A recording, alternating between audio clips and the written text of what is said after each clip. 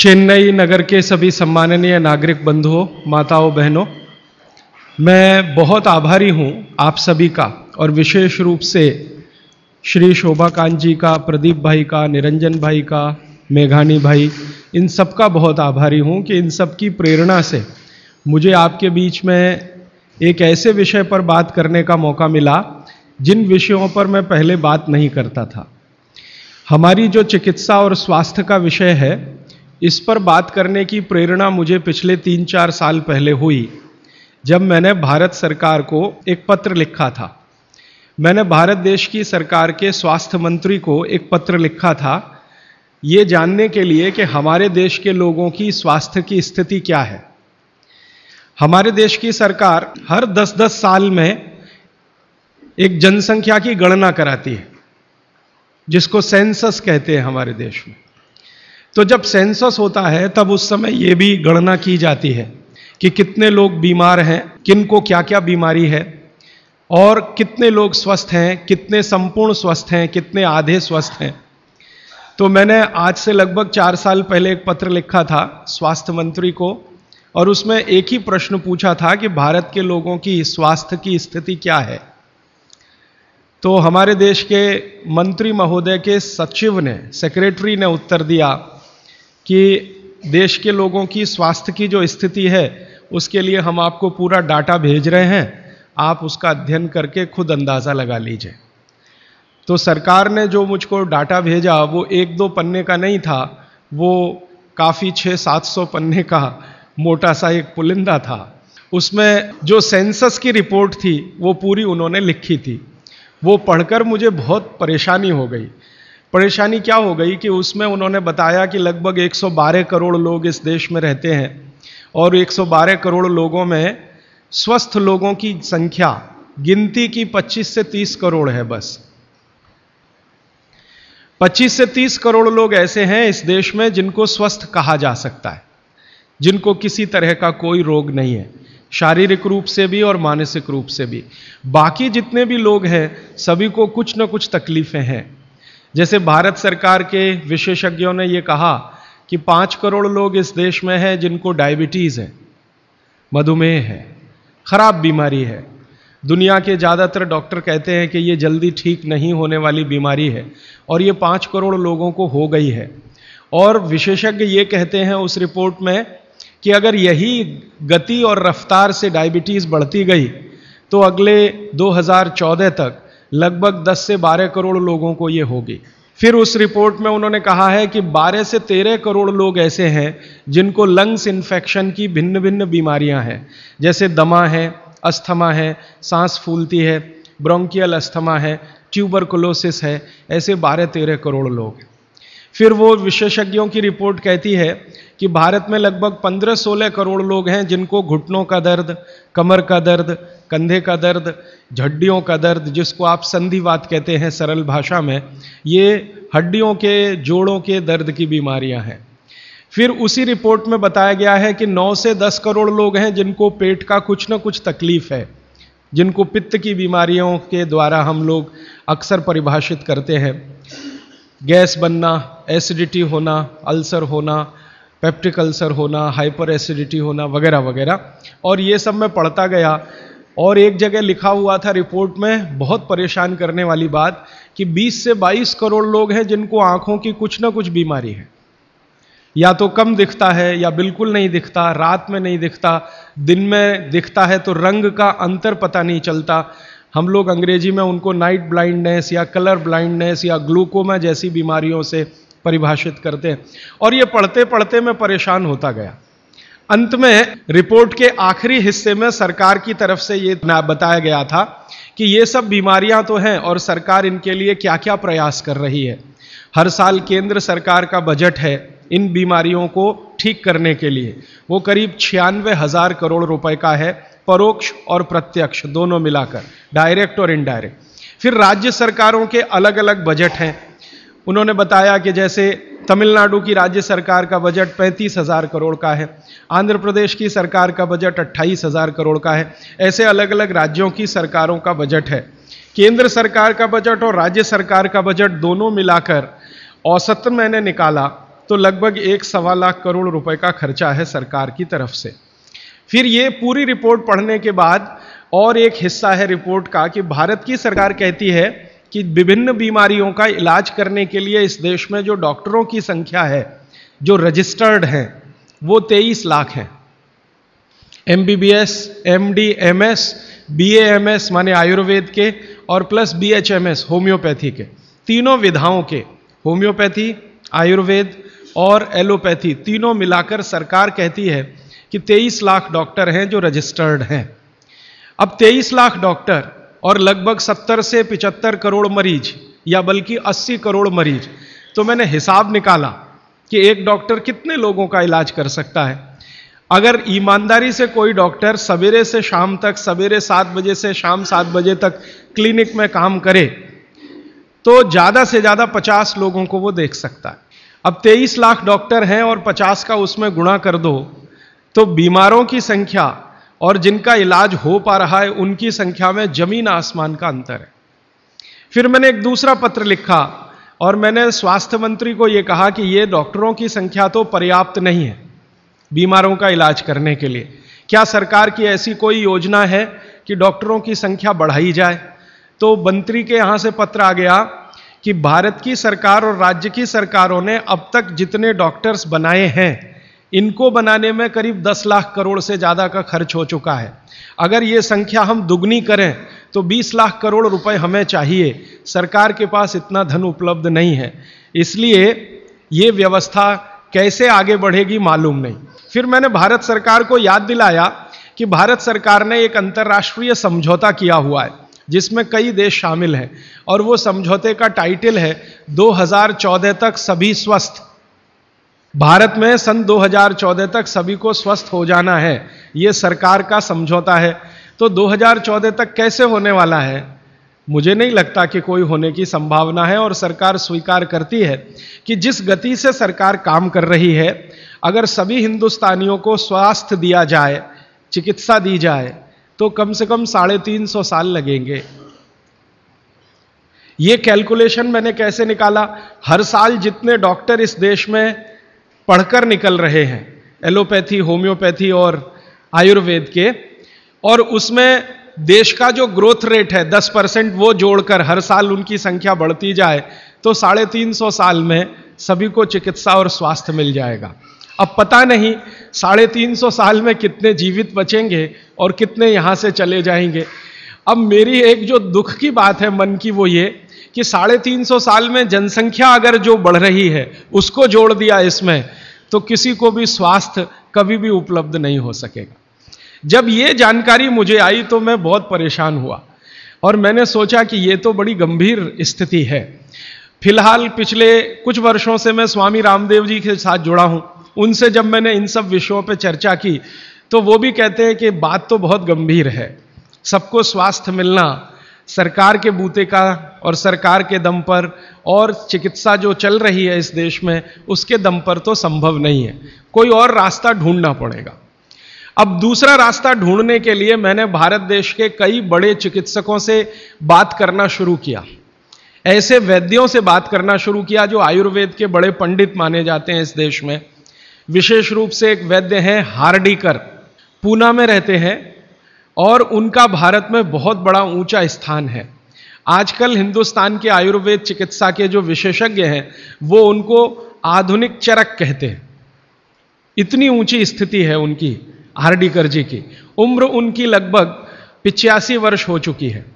मैंने हार्डीकर जी से कहा कि भारत की चिकित्सा की जो स्थिति है वो ये है, सरकार कहती है, आप क्या मानते हैं? तो उन्होंने कहा कि भारत में किसी को भी सरकार के भरोसे चिकित्सा कभी नहीं मिल सकती। अगर कोई व्यक्ति चाहे तो अपनी चिकित्सा स्वयं करे तभी रास्ता खुलेगा और कोई रास्ता नहीं। हार्डीकर जी ने एक दिन मुझे कहा कि तुम जानते हो 200 साल पहले हिंदुस्तान में लोग बीमार नहीं थे इतने। तो मैंने कहा आप कैसे कहते हैं? उन्होंने कहा स्टैटिस्टिक्स देख लो, आंकड़े देख लो। तो 200 साल पहले के भारत के लोगों के चिकित्सा और स्वास्थ्य के आंकड़े मैंने इकट्ठे किए जो अंग्रेजों की सरकार के द्वारा तैयार किए गए थे, क्योंकि उस समय भारत में अंग्रेजों की सरकार चलती थी। तो मुझे हैरानी हुई कि आज जितने बीमार हैं और उस समय जितने बीमार थे आज जितनी जनसंख्या है और 200 साल पहले जितनी जनसंख्या है, वो सब बातों को ध्यान में रखते हुए मैं अगर आपको सरल भाषा में कहूं कि अगर आज 100% लोग बीमार हैं तो 200 साल पहले मुश्किल से 8 या 10% लोग ही बीमार थे। अब वो 8 से 10% लोगों की चिकित्सा के लिए अंग्रेजों ने एलोपैथी व्यवस्था यहां शुरू की थी, जो शायद पर्याप्त रही होगी क्योंकि बीमारों की संख्या बहुत कम थी। आज बीमारों की संख्या हमारी कुल संख्या की 70 से 80% हो गई है और ये चिकित्सा लगभग फेल हो गई है। पिछले 60 वर्षों में आज़ादी के बाद आप सब जानते हैं, सरकार भी मानती है इस बात को कि जितना विकास हुआ है एलोपैथी चिकित्सा का, जितने डॉक्टर बढ़े हैं, जितनी दवाएं बढ़ी हैं, जितने हॉस्पिटल्स बढ़े हैं, जितनी सुविधाएं बढ़ी हैं, उतनी बीमारियां कई गुना गति से बढ़ गई। अब न हॉस्पिटल पर्याप्त हैं न डॉक्टर पर्याप्त हैं। आप अक्सर आए दिन अखबारों में समाचार पढ़ते होंगे, टीवी पर देखते होंगे कि लोगों को बिना इलाज के मर जाना पड़ता है, बिना दवा के मर जाना पड़ता है, हॉस्पिटल के बाहर बेचारे पड़े रहते हैं और डॉक्टर कहते हैं कि उनके ऊपर काम का इतना बोझा है कि वो सभी पेशेंट को अटेंड नहीं कर सकते। ये दोनों तरफ की बातें समझने के बाद मुझे वैद्य हार्डीकर जी की बात समझ में आई कि सब लोग अपनी चिकित्सा करने लगे हैं तो रास्ता खुलता है सभी के स्वस्थ होने का। तो मैंने एक दिन हार्डीकर जी को पूछा कि क्या यह संभव है कि हर आदमी अपनी चिकित्सा खुद कर ले, तो डॉक्टर की क्या जरूरत है? तो उन्होंने कहा है कि डॉक्टर क्या करता है, डॉक्टर क्या करता है, आपसे कुछ बातें पूछेगा, आपको भूख लगती है कि नहीं, प्यास लगती है कि नहीं, नींद आती है कि नहीं, खाना अच्छा लग रहा है कि नहीं, वगैरह वगैरह, और ये सब आप उसको बताएंगे। ये सब बताने के बाद वो अपना कंक्लूजन आपको बताएगा कि आपको फलाना रोग हुआ है या आपको ऐसी तकलीफ हुई है। मतलब क्या है, डॉक्टर ने जो कुछ बताया आपके कहने पर, वो कोई भगवान तो नहीं है, ऐसा डॉक्टर तो कहीं नहीं है कि जो आप कुछ भी ना कहो और बता दे कि आपको ऐसा है। शायद 250-300 साल पहले रहे होंगे ऐसे कुछ चिकित्सक जो नाड़ी देखते ही बात करते थे कि आपने 10 दिन पहले ये खाया। हार्डीकर जी ने मुझे बताया कि ऐसे वैद्य रहे हैं इस देश में जो 1 मिनट आपकी नाड़ी पकड़ लें तो बता देंगे कि कल क्या खाया, 2 दिन पहले क्या खाया, 4 दिन पहले क्या खाया, 10 दिन पहले क्या खाया। अब ऐसे लोगों की कमी बहुत है इस देश में, संख्या भी कम है। तो हार्डीकर जी ने मुझे कहा कि आप जो बताते हैं डॉक्टर उस पर से अपना तय करता है, लेकिन उसमें भी वो पक्का नहीं होता। एलोपैथी चिकित्सा में तो सिद्धांत ही है trial and error, trial and error, trial and error, माने कोशिश करो और गलतियां करो, कोशिश करो और गलतियां करो, कोशिश करो, माने तीर चलाओ, लगे तो ठीक, नहीं तो तुक्का। यह बात हार्डीकर जी के मुंह से सुनी तो मुझे लगा कि वो आयुर्वेद चिकित्सक हैं, शायद इसलिए ऐसा बोलते होंगे। फिर मैंने ये बात कंफर्म करने के लिए एलोपैथी के कई बड़े डॉक्टरों से बात की, बहुत बड़े बड़े डॉक्टरों से बात की, दिल्ली में, मुंबई में। वो कहते हैं कि देखो बात तो सही है लेकिन हम इसको जाहिर में नहीं कह सकते, माने आप जैसे लोगों के सामने नहीं कह सकते कि हम सब ट्रायल एंड एरर पे काम करते हैं, हम सब तीर चलाते हैं, लग जाए तो ठीक है नहीं तो तुक्का है। माने आपका जो इलाज किया जाता है वो एक कुछ एजम्पशंस के आधार पर है, कंफर्म कुछ भी नहीं है उसमें। काम कर गया तो ठीक है, नहीं तो आप तो मर ही जाएंगे। डॉक्टर कहेगा मैंने तो बहुत कोशिश की, अब मैं क्या कर सकता हूं, और आप चुपचाप अपने पेशेंट की डेड बॉडी लेके वहां से चले आएंगे। मैं आपको एक बहुत गंभीर बात कहना चाहता हूं। हिंदुस्तान के एलोपैथी चिकित्सा के शीर्षस्थ डॉक्टर जो इस देश में हैं, उनकी एक संस्था है। वो संस्था की एक कॉन्फ्रेंस में मैं चला गया था गलती से, एक डॉक्टर मुझे पकड़ के ले गया था, मेरा जाने का तो कोई अधिकार नहीं था लेकिन डॉक्टर ले गया था। वो कहता था कि तुम सुनना बस बैठ के, हम बात क्या करते हैं, कुछ बोलना नहीं, कुछ कहना नहीं, रिएक्ट नहीं करना, बस सुनना, हम देखो क्या बातें करते हैं। तो उस कॉन्फ्रेंस में 3 दिन में बैठा रहा दिल्ली में। जो बातें होती हैं वो आपको सुना दी जाएं तो आप किसी भी एलोपैथी चिकित्सक के पास नहीं जाएंगे। वो बिल्कुल इस तरह से बातें करते हैं जैसे कोई कसाई बकरे को काटने से पहले बात करता है। ऐसी स्थिति इस देश में आ गई है। फिर 3 दिन सुनने के बाद मैं परेशान हो गया, तो मैंने वो डॉक्टर से कहा मैं जाना चाहता हूं। उसने कहा अब तुम समझ गए हम लोग क्या हैं। तो मैंने कहा ये आपने मुझे समझाया क्यों? तो उन्होंने कहा तुम एक काम कर सकते हो जो हम नहीं कर सकते, कि ये बातें दूसरों को समझा दो। ऐसी स्थिति है। उसमें जो सबसे गंभीर बात हुई थी वो मैं आपको एक वाक्य में कहना चाहता हूं। वो ये कहते थे, सभी डॉक्टर एक दूसरे से सहमत होते हुए, कि 250 वर्षों में एलोपैथी चिकित्सा ने एक ही काम किया है, दर्द से लड़ने का, बस, इसके अलावा कुछ नहीं। 250 वर्षों में एलोपैथी चिकित्सा ने एक ही रिसर्च किया है, एक ही काम किया है, एक ही शोध किया है, वो दर्द से लड़ने का, इसके आगे कुछ नहीं है। और ये बात मैं बहुत घंटों घंटों सोचता रहा, तब जाकर मुझे मन में प्रेरणा हुई कि मुझे तो भारत के लोगों को कुछ और बताने की जरूरत है। तब मैंने हार्डीकर जी को पूछा कि अब मेरे समझ में आया, आप बताइए क्या करना चाहिए। तो उनका, देखो, आयुर्वेद एक ऐसी चिकित्सा पद्धति है जिसमें महान महान लोगों ने, चरक ऋषि, सुश्रुत ऋषि, बागवट ऋषि, निघंटु ऋषि, पाराशर ऋषि, ये सब महान महान लोगों ने एक बात कॉमन कही है, और वो ये कही है कि जो व्यक्ति मरीज होता है वो सबसे अच्छा डॉक्टर हो सकता है। इसको आप गंभीरता से मनन करते रहिए। ये बात चरक ने भी कही है, सुश्रुत ने भी कही है, बागभट्ट ने कही है, निघंटु ने कही है, पाराशर ने कही है, कि जो रोगी होता है वो सबसे अच्छा डॉक्टर हो सकता है, क्योंकि उसको अपने दुख और तकलीफ का जितनी गहराई से महसूस हो सकता है वो किसी भी डॉक्टर को नहीं होता। जो अपने दुख तकलीफ को गहराई से महसूस कर सकता है वो चिकित्सा भी कर सकता है, बस उसको कुछ ज्ञान की जरूरत है। और कुछ ज्ञान, ज्यादा नहीं, थोड़ा सा ज्ञान अगर उसके जीवन में है तो वो कहते हैं कि वो हर तरह की बीमारी से लड़ सकता है और दूसरों को मदद कर सकता है।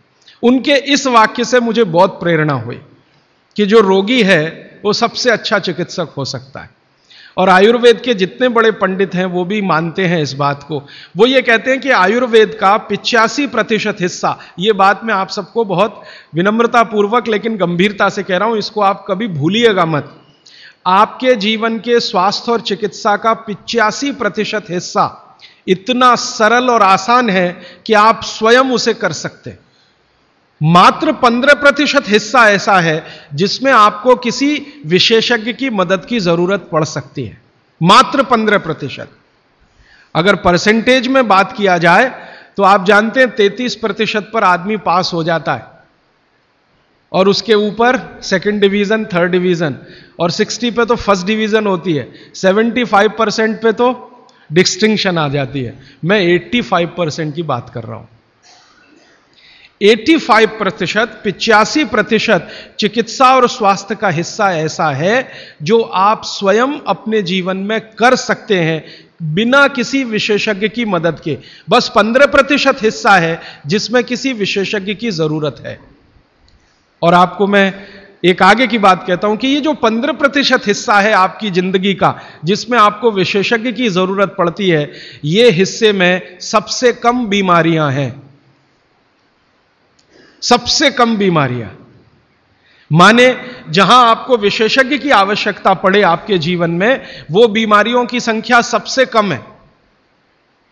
और जहां विशेषज्ञ की जरूरत नहीं है आपको अपने जीवन में, वो बीमारियां सबसे ज्यादा है।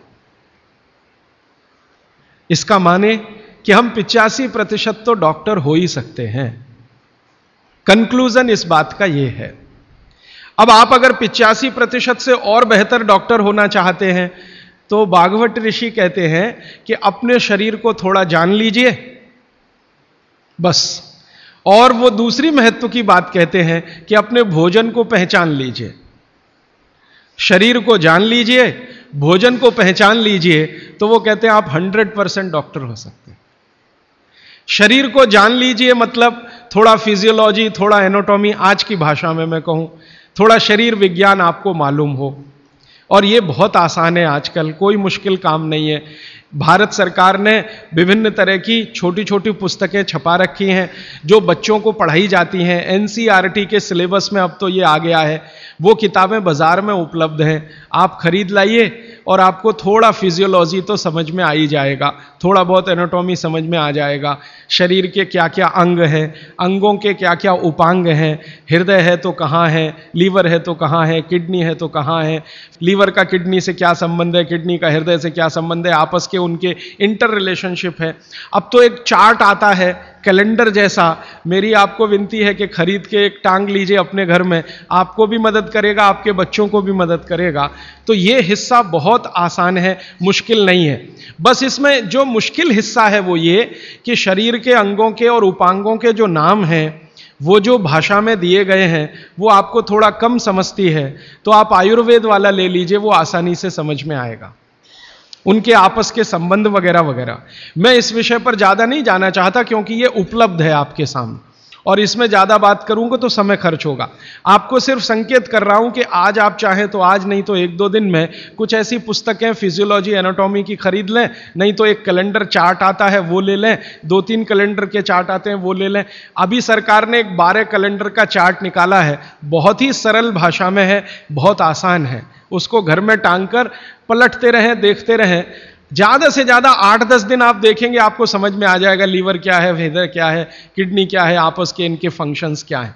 ये बात भागवत जी कहते हैं कि थोड़ा शरीर को जान लो और भोजन को पहचान लो। अब उसमें आगे उन्होंने एक सूत्र लिखा है संस्कृत में कि शरीर को जानना अगर है तो ठीक है, इसको जरा और समझिएगा, शरीर को जानना है तो ठीक है, लेकिन भोजन को पहचानना सबसे ज्यादा जरूरी।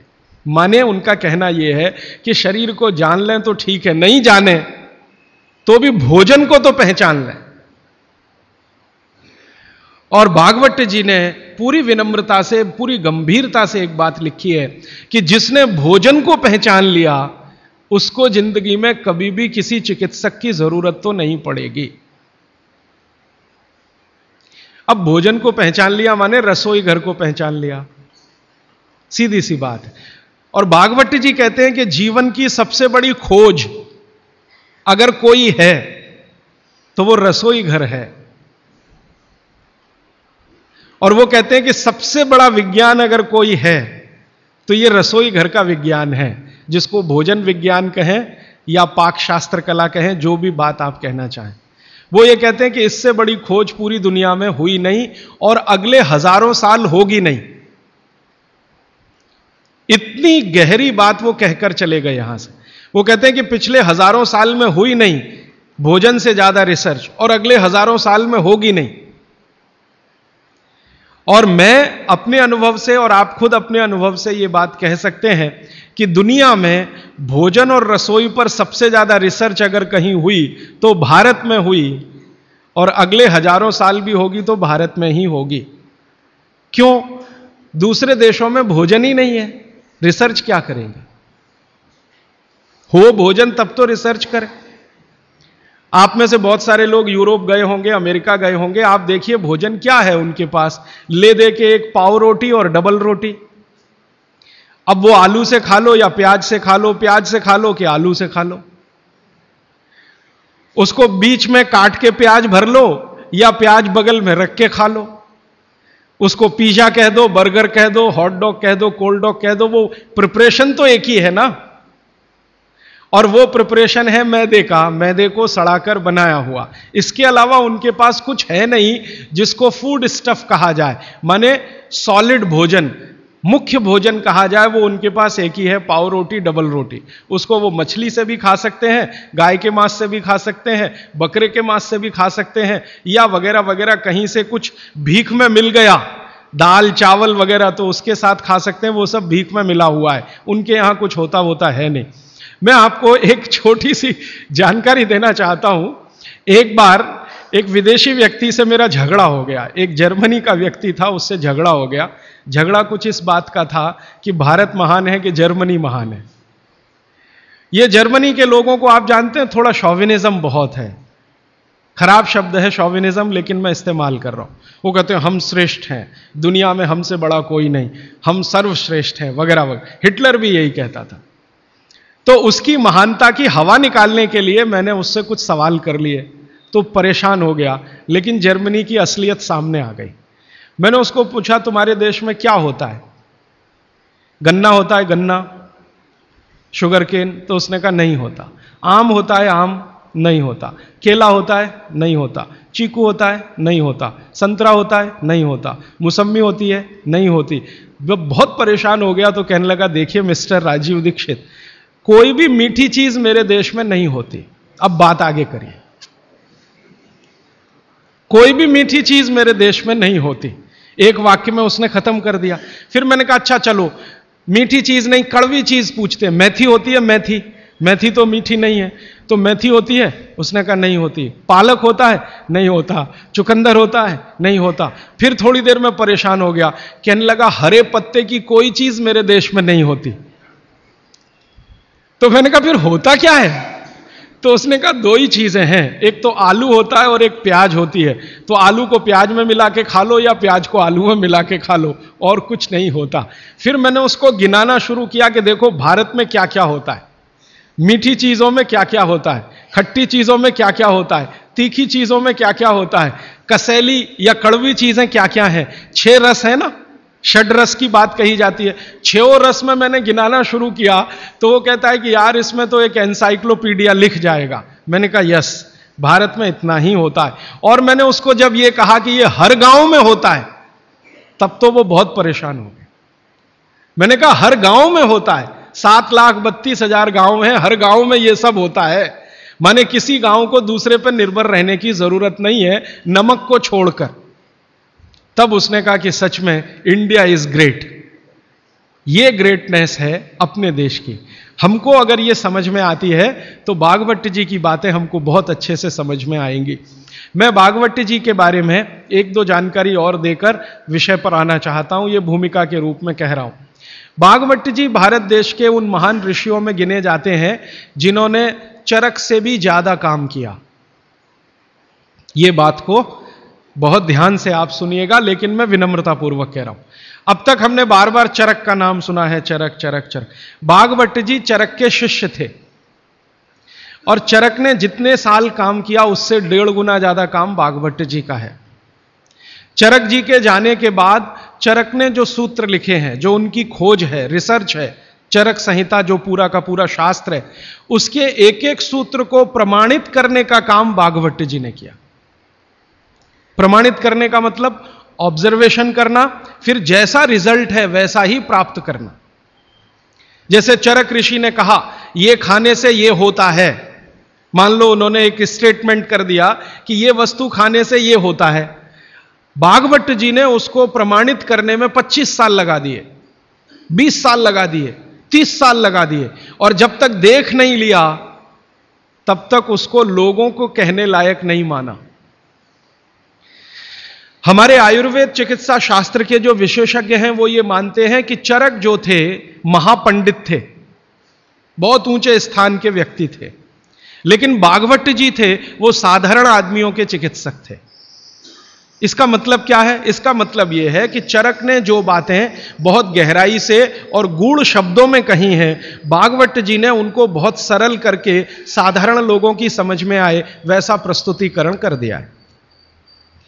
भागवत जी की ये 2 पुस्तकें अष्टांग हृदयम और अष्टांग संग्रहम पढ़ने के बाद मुझे लगा कि मैंने चरक को पढ़ लिया, सुश्रुत को पढ़ लिया, निघंटु को पढ़ लिया, सबको पढ़ लिया, क्योंकि उन्होंने सबका निचोड़ डाल दिया उसमें।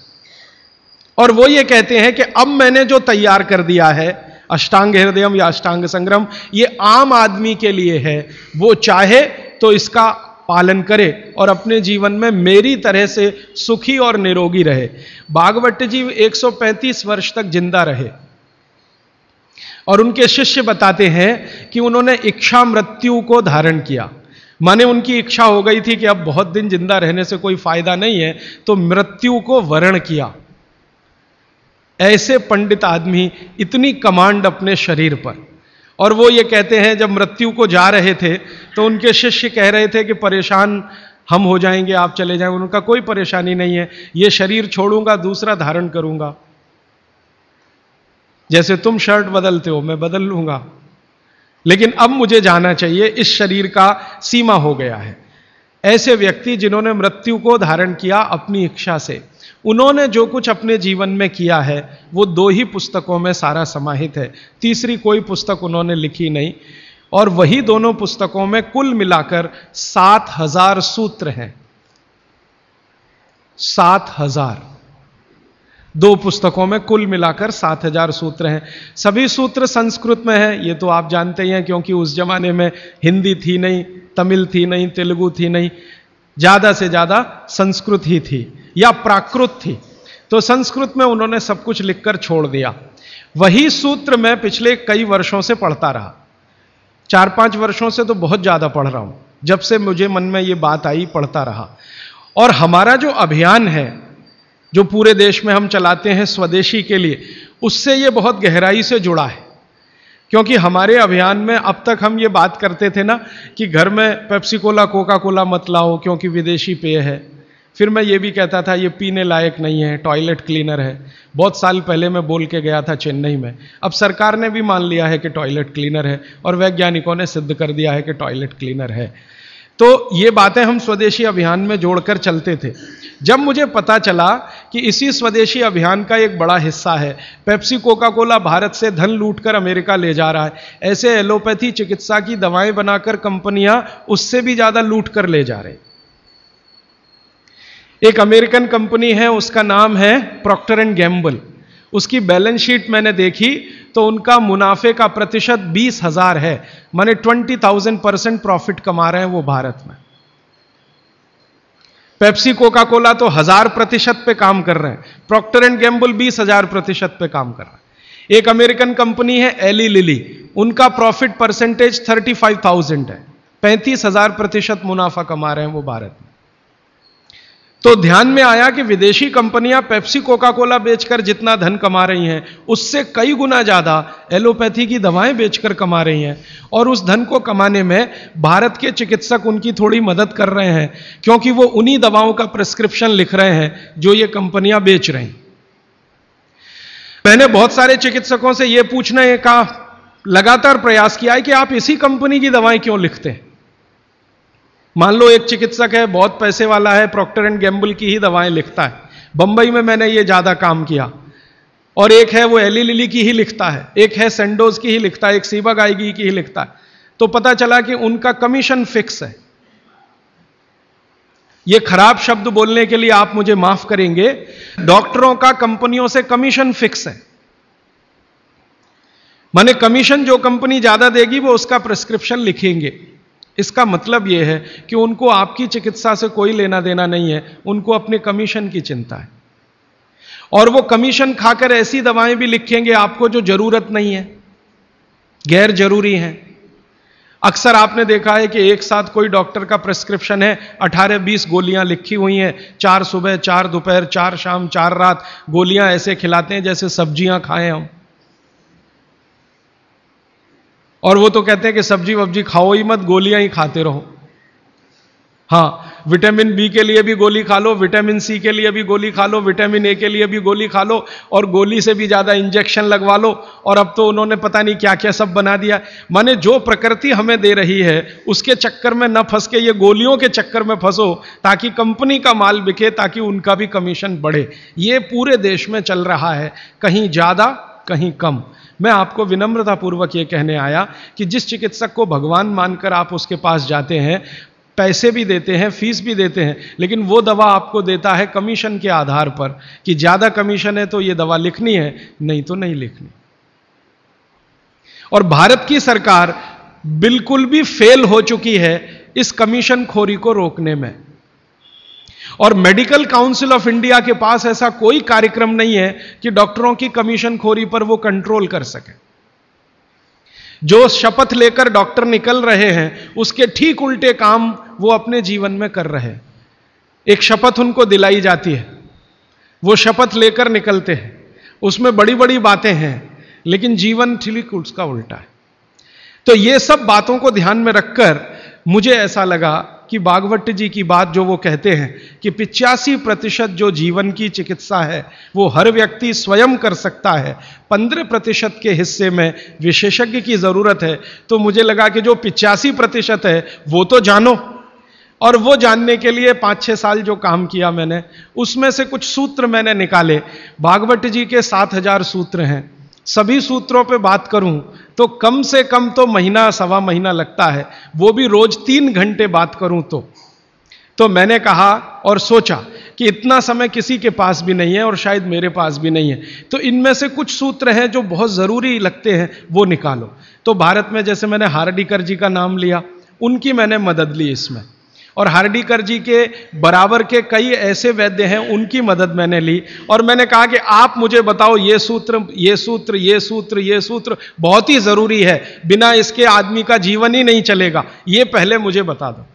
तो उन्होंने बताना शुरू किया, तो वो 7,000 से घट के 3,000 तक आए। फिर मैंने कहा ये 3,000 में मुझे बताओ, तो 3,000 से 1,000 पर आए, फिर 500 पर आए, फिर 500 से 50 पर आ गए।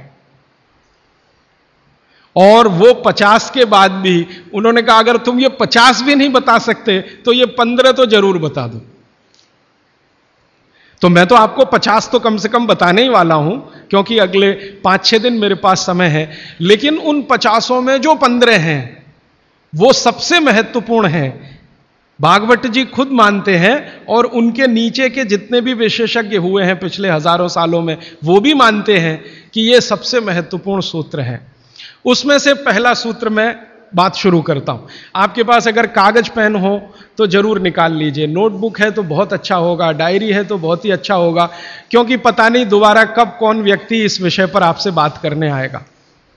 और अगर नहीं है कागज पेन कॉपी तो भी चिंता मत करिए, क्योंकि मैंने पिछले कुछ वर्षों में काम करते करते ये सूत्रों को किताब में भी लिख डाला है। मैंने किताब बना दी है, भागवत संहिता जो है, माने भागवत जी की अष्टांग हृदयम और अष्टांग संग्रम, इनके सूत्रों को कलेक्ट करके सेलेक्ट करके 3 भाग में एक पुस्तक बनाई है, पार्ट 1, पार्ट 2, पार्ट 3, अष्टांग हृदयम, भाग 1, भाग 2, भाग 3। मूल लेखक भागवत जी हैं, मैंने सिर्फ सिलेक्शन किया है, और सिलेक्शन के साथ आज के हिसाब से उसको थोड़ा विश्लेषित किया है। जैसे मैं एक उदाहरण दूं तो आपको मेरी बात समझ में आए। भागवत जी ने एक सूत्र लिखा, अब मैं संस्कृत में बात नहीं करूंगा क्योंकि समय बढ़ जाएगा। एक सूत्र उन्होंने लिखा कि भोजन को बनाते समय, इसको माताएं बहनें सब बहुत ध्यान से सुने, पुरुष भी सुने तो अच्छा है।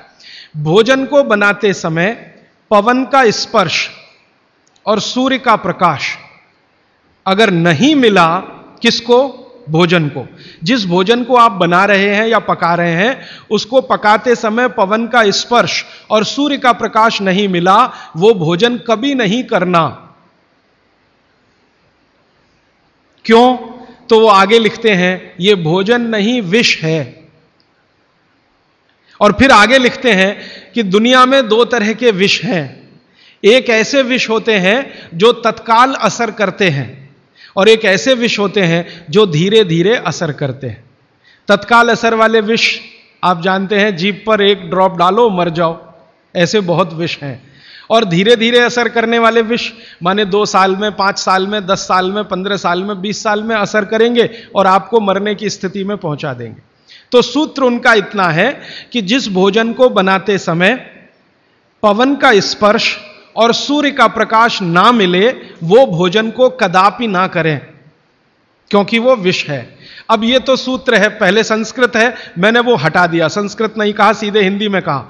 अब इस हिंदी का विश्लेषण करें, हम कहना क्या चाहते हैं वो, और आज के हिसाब से विश्लेषण करें, सन 2007 के हिसाब से विश्लेषण करें।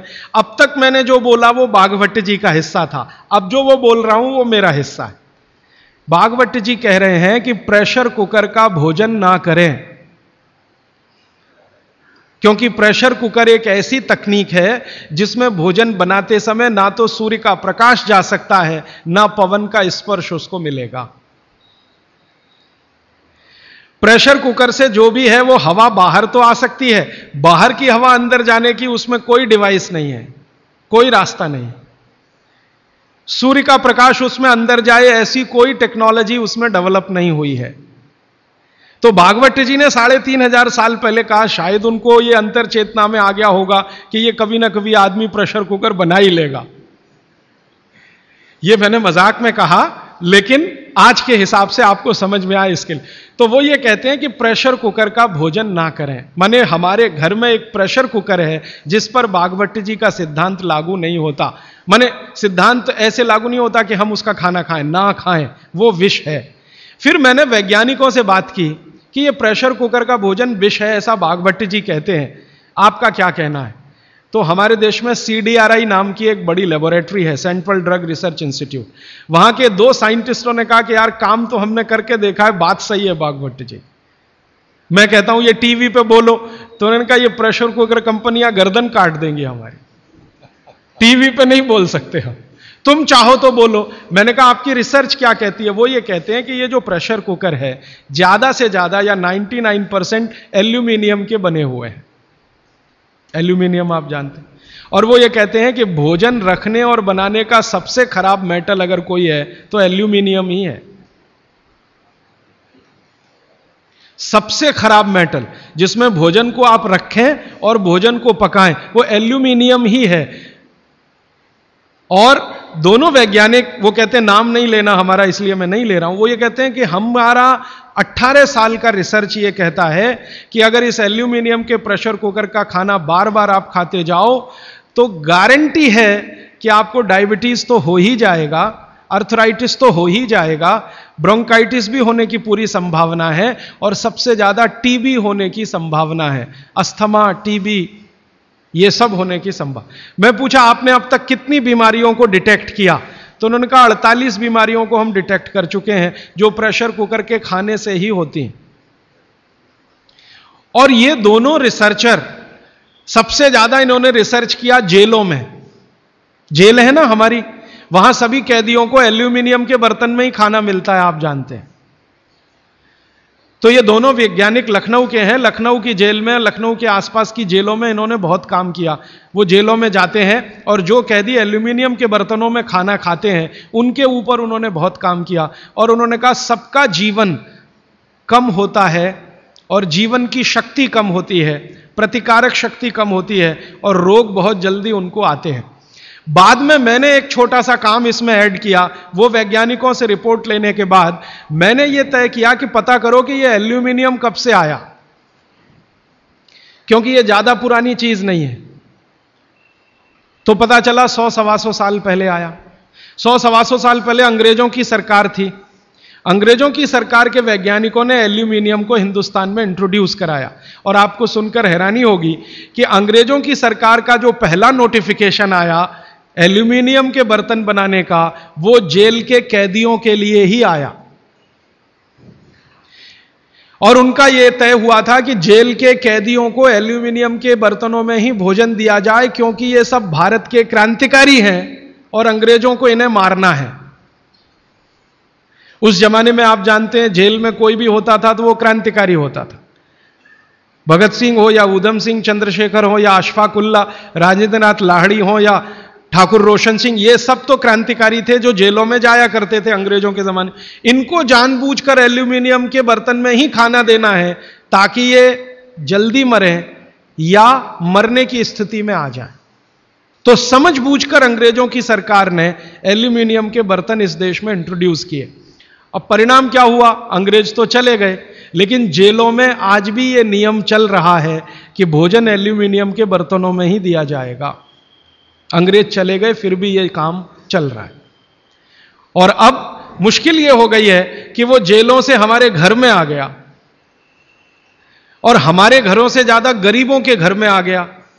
ज्यादा गरीब लोगों के भोजन तो सारे एल्यूमिनियम के बर्तनों में ही बन रहे हैं और वो बेचारे बिना जाने बूझे ट्यूबरकुलोसिस और अस्थमा जैसी बीमारियों के शिकार हो रहे हैं।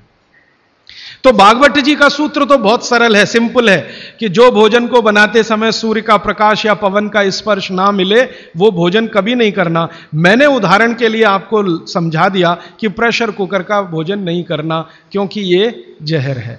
एक और चीज है अपने घर में, रेफ्रिजरेटर। रेफ्रिजरेटर भी एक ऐसी वस्तु है, एक ऐसी डिवाइस है, एक ऐसी टेक्नोलॉजी है जिसमें सूर्य का प्रकाश नहीं जा सकता, पवन का स्पर्श भी नहीं हो सकता। और एक तीसरी चीज है अपने घर में, माइक्रोवेव ओवन। इसमें भी सूर्य का प्रकाश नहीं जा सकता, पवन का स्पर्श नहीं हो सकता। मतलब सीधा सा यह है कि आधुनिक तकनीकी से बनी हुई चीजें जो हमारे घरों में आई हैं पिछले 15-20 वर्षों में, भागवत जी के अनुसार इनमें रखा हुआ पकाया हुआ भोजन विष है, तो ना करें। नहीं तो क्या होगा? आप कहेंगे जी हम तो करेंगे, हम तो छोड़ नहीं सकते प्रेशर कुकर को, हम तो छोड़ नहीं सकते रेफ्रिजरेटर को, हम तो छोड़ नहीं सकते माइक्रोवेव ओवन को, क्योंकि इसमें भोजन से समय बचता है। मेरा बहुत सारी माताओं और बहनों से तर्क हुआ है, वो ये कहते हैं कुकर में खाना बनाने से समय बचता है। तो मैं उनसे पूछता हूं ठीक है समय बचता है, तो बचे हुए समय का क्या करती हैं?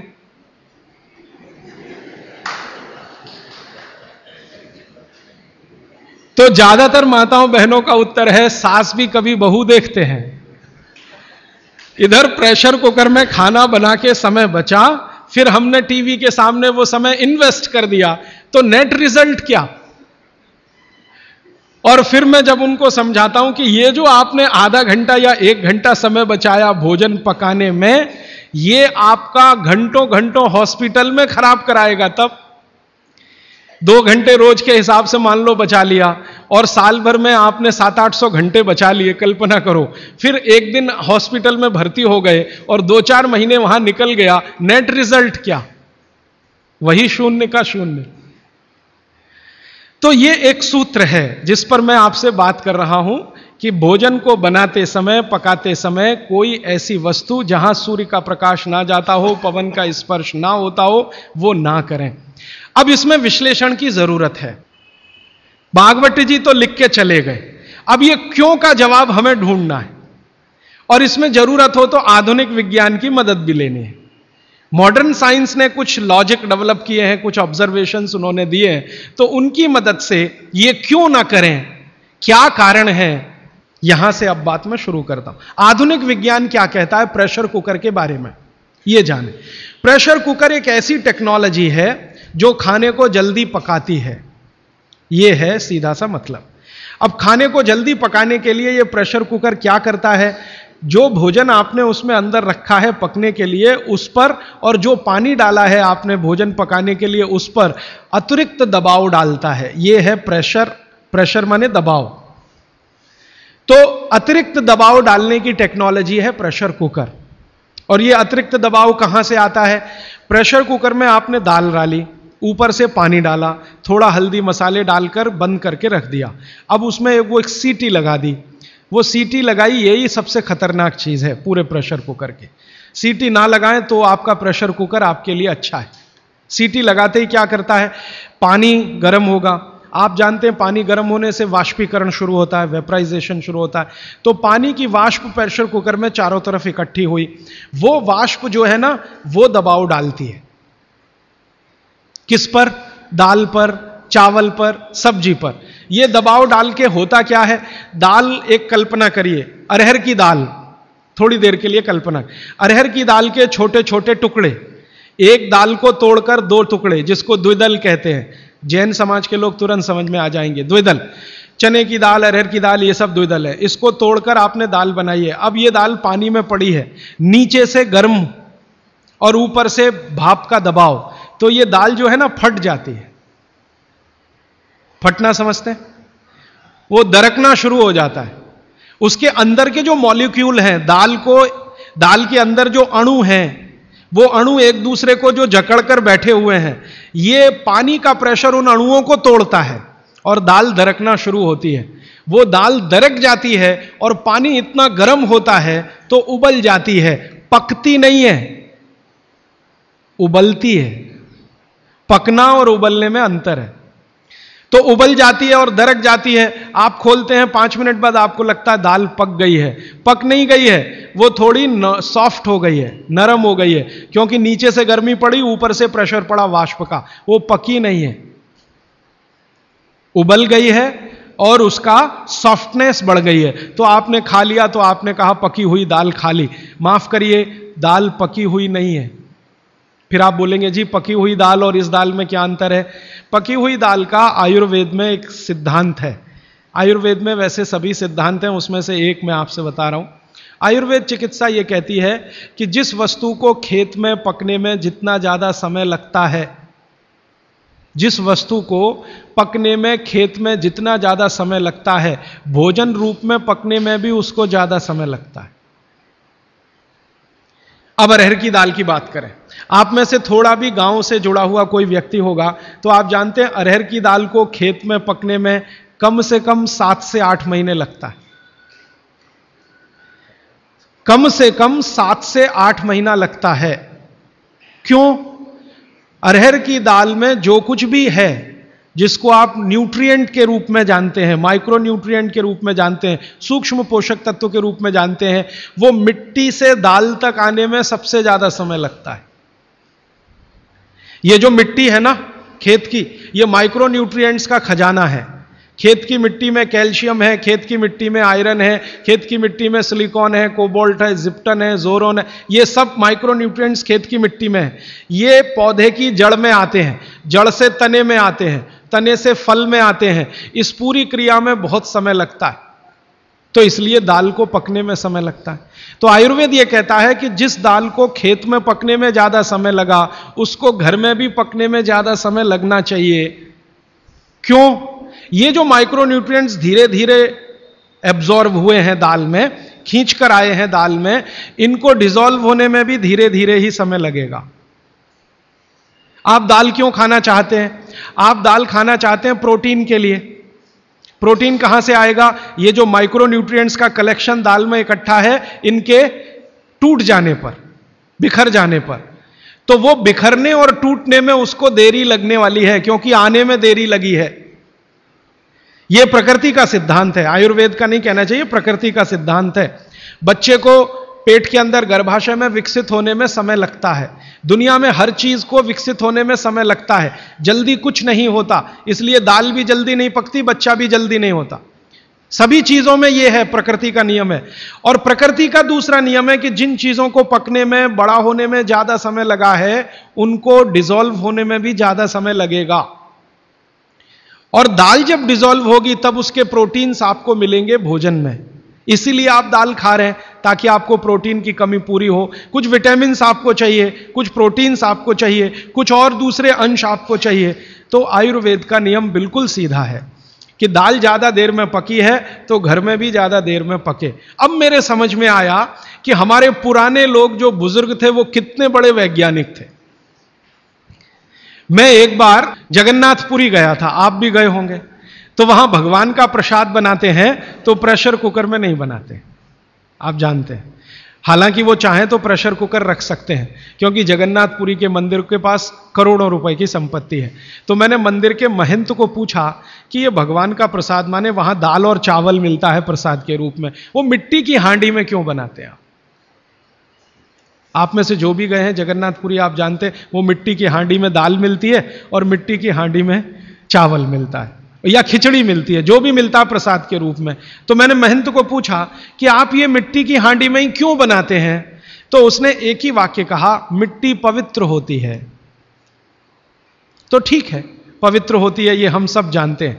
लेकिन वो जो नहीं कह पाया महंत, वो आपको मैं कहना चाहता हूं कि मिट्टी न सिर्फ पवित्र होती है, बल्कि मिट्टी सबसे ज्यादा वैज्ञानिक होती है। क्योंकि हमारा शरीर मिट्टी से बना है, मिट्टी में जो कुछ है वो शरीर में है, और शरीर में जो है वो मिट्टी में है। हम जब मरते हैं ना और शरीर को जला देते हैं तो 20 ग्राम मिट्टी में बदल जाता है पूरा शरीर। 70 किलो का शरीर, 80 किलो का शरीर मात्र 20 ग्राम मिट्टी में बदल जाता है, जिसको राख कहते हैं। और इस राख का मैंने विश्लेषण करवाया एक लेबोरेटरी में, तो उसमें कैल्शियम निकलता है, फास्फोरस निकलता है, आयरन निकलता है, जिंक निकलता है, सल्फर निकलता है, 18 माइक्रो न्यूट्रिएंट्स निकलते हैं मरे हुए आदमी की राख में। ये सब वही माइक्रो न्यूट्रिएंट्स हैं जो मिट्टी में है। इन्हीं 18 माइक्रो न्यूट्रिएंट से मिट्टी बनी है, यही 18 माइक्रो न्यूट्रिएंट शरीर में है जो मिट्टी में बदल जाता है। तो महंत का कहना कि मिट्टी पवित्र है, वो बहुत वैज्ञानिक स्टेटमेंट है। बस इतना ही है कि वो उसको एक्सप्लेन नहीं कर सकता। एक्सप्लेन क्यों नहीं कर सकता? आधुनिक विज्ञान उसने नहीं पढ़ा या उसको मालूम नहीं है। लेकिन आधुनिक विज्ञान का रिजल्ट मालूम है, पवित्रता, रिजल्ट उसे मालूम है, विश्लेषण नहीं मालूम। वो हमारे जैसे मूर्खों को मालूम है। मैं अपने को उस महंत की तुलना में मूर्ख मानता हूं। क्यों? क्योंकि मुझे यह विश्लेषण करने में 3 महीने लग गए, वो बात 3 मिनट में समझा दिया कि मिट्टी पवित्र है। तो ये मिट्टी की जो पवित्रता है, उसकी जो माइक्रो न्यूट्रिएंट्स की कैपेसिटी या कैपेबिलिटी है, उसमें से आई है। तो मिट्टी में दाल आई है, दाल आपने पकाई है, तो वो महंत कहता है कि मिट्टी पवित्र है, इसलिए हम मिट्टी के बर्तन में ही दाल पकाते हैं, भगवान को पवित्र चीज ही देते हैं, अपवित्र चीज भगवान को नहीं दे सकते। अच्छा, मैं वो दाल ले आया और भुवनेश्वर लेके गया, पुरी से भुवनेश्वर। भुवनेश्वर में CSIR का एक लेबोरेटरी है, council of science and industrial research का लेबोरेटरी है, जिसको रीजनल रिसर्च लेबोरेटरी कहते हैं। तो वहां ले गया, कुछ वैज्ञानिकों से कहा ये दाल है, उन्होंने कहा हाँ हाँ ये पुरी की दाल है। मैंने कहा इसका विश्लेषण करना है, इस दाल में क्या है। तो उन्होंने कहा यार ये तो बड़ा मुश्किल काम है, 6-8 महीने लगेगा। मैंने कहा ठीक है फिर भी। तो उन्होंने कहा हमारे पास पूरे इंस्ट्रूमेंट नहीं है, हमारे पास जो जो चाहिए वो नहीं है, आप दिल्ली ले जाओ तो बेहतर है। तो मैंने कहा दिल्ली ले गया तो खराब तो नहीं होगी? उन्होंने कहा नहीं होगी, क्योंकि ये मिट्टी में बनी है। तो पहली बार मुझे समझ में आया मिट्टी में बनी है तो खराब नहीं होगी। तो मैं ले गया दिल्ली तक, सच में ले गया, और भुवनेश्वर से दिल्ली पहुंचने में आप जानते हैं करीब करीब 36 घंटे से ज्यादा लगता है। दिल्ली में दिया, कुछ वैज्ञानिकों ने उस पर काम किया, और उनका जो रिजल्ट है, जो रिसर्च है, जो रिपोर्ट है, वो ये है कि इस दाल में एक भी माइक्रो न्यूट्रिएंट कम नहीं हुआ पकाने के बाद भी। इस दाल में एक भी माइक्रो न्यूट्रिएंट कम नहीं हुआ पकाने के बाद भी। फिर मैंने उन्हीं वैज्ञानिकों को कहा कि भैया प्रेशर कुकर की दाल का भी जरा देख लो। तो उन्होंने कहा ठीक है वो भी देख लेते हैं। तो प्रेशर कुकर की दाल को जब उन्होंने रिसर्च करके देखा तो उन्होंने कहा इसमें माइक्रो न्यूट्रिएंट्स बहुत ही कम हैं। मैं पूछा परसेंटेज वाइज बता दो, तो उन्होंने कहा अगर अरहर की दाल को मिट्टी की हांडी में पकाओ और 100% माइक्रो न्यूट्रिएंट्स हैं, तो कुकर में पकाने में 13% ही बचते हैं, 87% नष्ट हो गए। मैं पूछा कैसे नष्ट हुए, तो उन्होंने कहा ये जो प्रेशर पड़ा है ऊपर से और इसने दाल को पकने नहीं दिया, तोड़ दिया, मॉलिक्यूल्स टूट गए हैं, तो दाल तो बिखर गई है, पकी नहीं है, बिखर गई है, सॉफ्ट हो गई है। तो खाने में हमको ऐसा लग रहा है कि ये पका हुआ खा रहे हैं, लेकिन वास्तव में वो नहीं है। पके हुए से मतलब ये होता है कि जो माइक्रो न्यूट्रिएंट्स आपको कच्चे रूप में शरीर को उपयोग नहीं आते, उनको आप उपयोगी बना लें, इसको पका हुआ कहते हैं आयुर्वेद में। जो सूक्ष्म पोषक तत्व कच्ची अरहर की दाल खाने में शरीर को उपयोगी नहीं आएंगे, वो उपयोगी आने लायक बनाएं, उसको पका हुआ कहा जाता है या कहेंगे। तो उन्होंने कहा कि ये मिट्टी की हांडी की दाल बहुत बहुत क्वालिटी में ऊंची है, बशर्ते कि आपके प्रेशर कुकर की। और दूसरी बात तो आप सभी जानते हैं, वो मुझे सिर्फ रिपीट करनी है कि मिट्टी की हांडी की बनाई हुई दाल को खा लीजिए तो जो उसका स्वाद है वो जिंदगी भर नहीं भूलेंगे आप। इसका मतलब क्या है, भारत में चिकित्सा का और शास्त्र पाक कला का ऐसा विज्ञान विकसित हुआ है जहां क्वालिटी भी मेंटेन रहेगी और स्वाद भी मेंटेन रहेगा। तो मिट्टी की हांडी में बनाई हुई दाल को खाएं तो स्वाद बहुत अच्छा है और शरीर की पोषकता उसकी इतनी जबरदस्त है कि दाल का सही खाने का मतलब उसमें है। तब मैंने गांव गांव घूमता रहता हूं तो पूछना शुरू किया, तो बोलते हैं लोग कि ज्यादा नहीं, 30-40 साल पहले सब घर में मिट्टी की हांडी की दाल थी। मेरी दादी को पूछा तो दादी कहती है कि हम तो जिंदगी भर मिट्टी की दाल ही खाते रहे। तब मेरे समझ में आया कि मेरी दादी को डायबिटीज क्यों नहीं हुआ। तब मुझे समझ में आया उसको घुटने का दर्द क्यों नहीं हुआ। तब मुझे समझ में आया उसके 3200 दांत मरने के दिन तक सुरक्षित थे, क्योंकि हमने उसका अंतिम संस्कार किया। अगले दिन जब राखी लेने गए तो सारे दांत उसके 32 के 32 निकले। तब मेरे समझ में आया कि 94 साल की उम्र तक मरते समय चश्मा क्यों नहीं लगा उसकी आंखों पे, और जीवन के आखिरी दिन तक अपने कपड़े खुद अपने हाथ से धोते हुए मरी थी। यह कारण है कि शरीर को आवश्यक माइक्रो न्यूट्रिएंट्स की पूर्ति अगर नियमित रूप से होती रहे तो आपका शरीर ज्यादा दिनों तक बिना किसी दूसरे की मदद के काम करता है। तो माइक्रो न्यूट्रिएंट्स पूरा सप्लाई मिला दाल में, जो खाई थी उसने मिट्टी की हांडी में पका पका के। और न सिर्फ दाल पकाती थी वो मिट्टी की हांडी में, बल्कि दूध भी मिट्टी की हांडी में पकाती थी, घी भी मिट्टी की हांडी से ही निकालती थी, दही का मट्ठा भी मिट्टी की हांडी में ही बनता था। अब मेरे समझ में आया कि हजारों साल से मिट्टी के बर्तन क्यों इस देश में आए, हम भी एल्यूमिनियम बना सकते थे। देखिए, बात मैं आपसे कहने जा रहा हूं वो ये कि हिंदुस्तान भी 2000 साल पहले, 5000 साल पहले एल्यूमिनियम बना सकता था, क्योंकि एल्यूमिनियम का रॉ मटेरियल इस देश में भरपूर मात्रा में है। बॉक्साइट, हिंदुस्तान में बॉक्साइट के खजाने भरे पड़े हैं। कर्नाटक बहुत बड़ा भंडार, तमिलनाडु, आंध्र प्रदेश बॉक्साइट के बड़े भंडार हैं। हम भी बना सकते थे, अगर बॉक्साइट है तो एल्यूमिनियम बनाना कोई मुश्किल काम नहीं है, लेकिन हमने नहीं बनाया क्योंकि उसकी जरूरत नहीं थी। हमको जरूरत थी मिट्टी की हांडी की, इसलिए हमने मिट्टी की हांडी बनाई और उसी पर सारे रिसर्च और एक्सपेरिमेंट किए। इसलिए कुम्हारों की एक पूरी की पूरी जमात इस देश में खड़ी की गई कि तुमको भैया मिट्टी के ही बर्तन बनाने हैं। माने तुमसे बड़ा वैज्ञानिक कौन? अब ये कुम्हार जो इतने बड़े वैज्ञानिक हैं इस देश के, जो मिट्टी के बर्तन बनाकर हजारों साल से दे रहे हैं हमारे स्वास्थ्य की रक्षा करने के लिए, हमने उनको नीची जाति बना दिया। हम कैसे मूर्ख लोग! वो नीचे कहां है जरा बताइए। अगर प्रेशर कुकर की कंपनी जो बना रही है प्रेशर कुकर वो ऊंचा आदमी है, तो ये कुम्हार नीचा कैसे हो गया? ये ऊंचा नीचा हमने डाल दिया इस देश में, इसी ने देश का सत्यानाश कर दिया।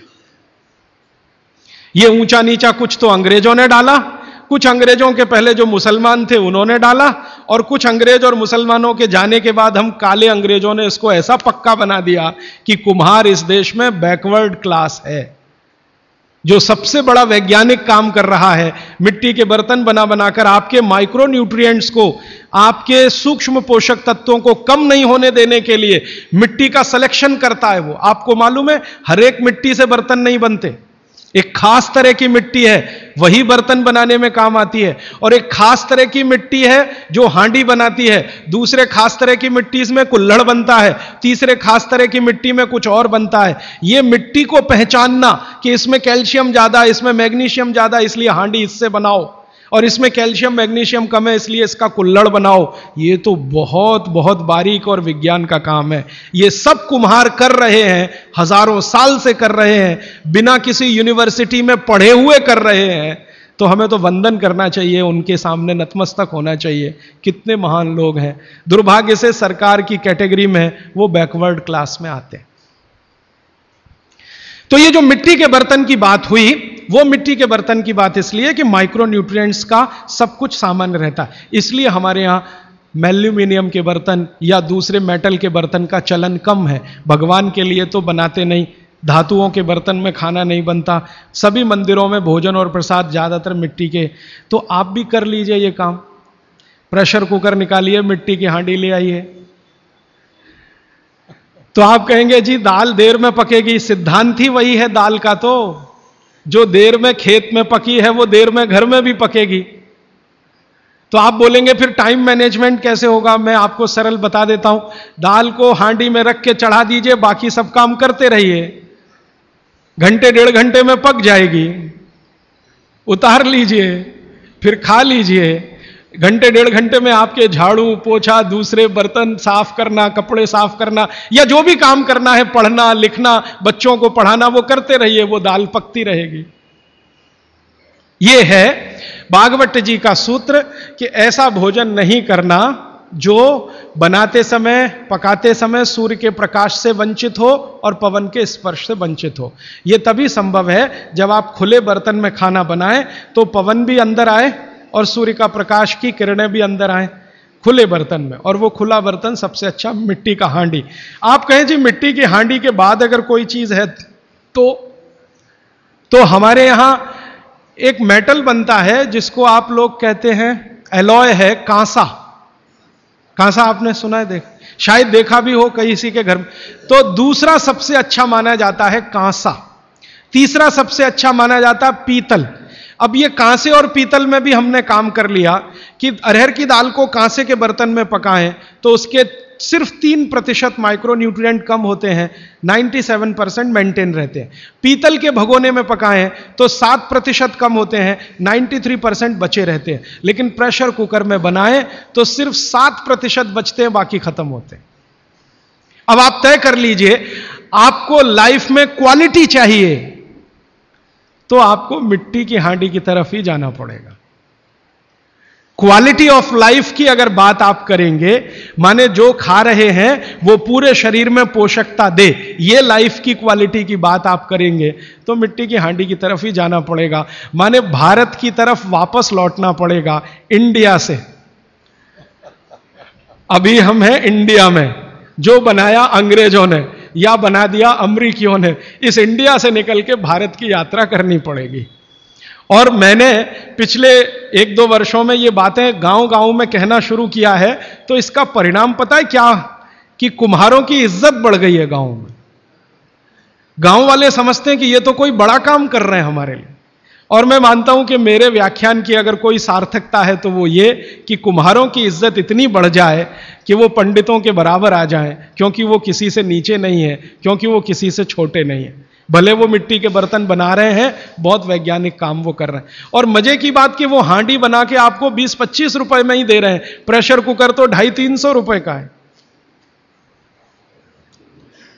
और सबसे मजे की बात कि ये हांडी जब खत्म होगी, माने इसकी लाइफ पूरी हो जाएगी, तो ये हांडी फिर मिट्टी में मिल जाएगी और फिर वही मिट्टी से हांडी बन जाएगी। दुनिया में ऐसी कोई वस्तु नहीं है। प्रेशर कुकर के बारे में तो नहीं कह सकते आप, बायोडिग्रेडेबल है।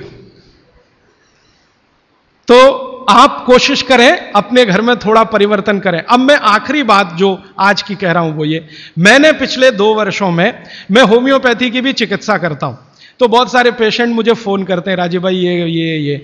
तो मैंने कुछ पेशेंट को खास कर कहा कि देखो भैया, आपको मैं कोई दवा नहीं दूंगा। तो कहने लगे फिर बीमारी कैसे ठीक होगी? मैंने कहा एक ही काम करो, मिट्टी की दाल खाना शुरू करो, मिट्टी की हांडी में रखी हुई दाल खाना शुरू करो। चावल खाना है तो मिट्टी की हांडी का। कहने लगे राजीव भाई कौन करेगा ये सब? मैंने कहा आपकी बीवी करेगी या आप करोगे? अगर जिंदगी चाहिए तो झक मार के आप करोगे, नहीं तो अमेरिका जाओ, कनाडा जाओ, जर्मनी जाओ, लाखों रुपए खर्च करो, फिर भी झक मार के वापस आओ, डॉक्टर कहेगा इलाज नहीं है। तो आप देख लो, तो जो गंभीर मरीज हैं वो आप जानते हैं वो कुछ भी करेंगे जो आप कहें। तो मेरे पास कुछ डायबिटीज के क्रोनिक पेशेंट हैं, बहुत क्रोनिक, जिनका यूनिट, शुगर यूनिट 480 के ऊपर है। ऐसे 100 से ज्यादा पेशेंट, कुछ गुजरात में है, कुछ राजस्थान में और कुछ बंबई में। मैंने उनको कहा ध्यान से मिट्टी का बर्तन ले आओ और शुरू करो। अब बर्तन लाने में तकलीफ हुई तो कुम्हार को ढूंढना पड़ा, तो लेकिन मिल गया। वो 8 से 9 महीना हो गया नियमित रूप से मिट्टी की दाल और मिट्टी का चावल, माने हांडी की दाल और हांडी का चावल, हांडी की खिचड़ी नियमित रूप से खा रहे हैं। और अब तो उन्होंने मिट्टी का तवा भी ले आया अपने घर में रोटी बनाने के लिए। बाजरे की रोटी बहुत अच्छी बनती है इस मिट्टी के तवे पे, तो रोटी भी उसी की खा रहे हैं। 8 महीने के बाद सबका शुगर टेस्ट किया है तो 480 यूनिट वाला अभी 180 यूनिट पे है, बिना किसी मेडिसिन के, बिना किसी इंजेक्शन के, बिना किसी टॉनिक के। और होम्योपैथी की कोई दवा नहीं दी मैंने उनको।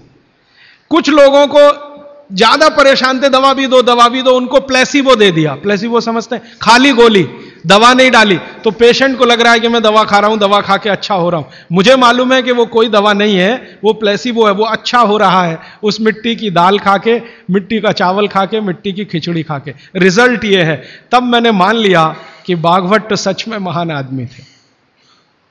वो एक सूत्र लिख गए कि आप ऐसा भोजन मत करो जिसमें सूर्य का प्रकाश ना जाए, पवन का स्पर्श ना हो, तो वो आपके लिए अमृत तत्व है। भोजन नहीं है, वो अमृत जैसा है। ये एक सूत्र पूरा होता है, 8:30 का समय हो गया है। आगे कल दूसरा सूत्र, तीसरा, ऐसे कर करके जो सबसे जरूरी 15 है वो पहले बताऊंगा और उसके आगे बढ़ता जाए। आभार, धन्यवाद।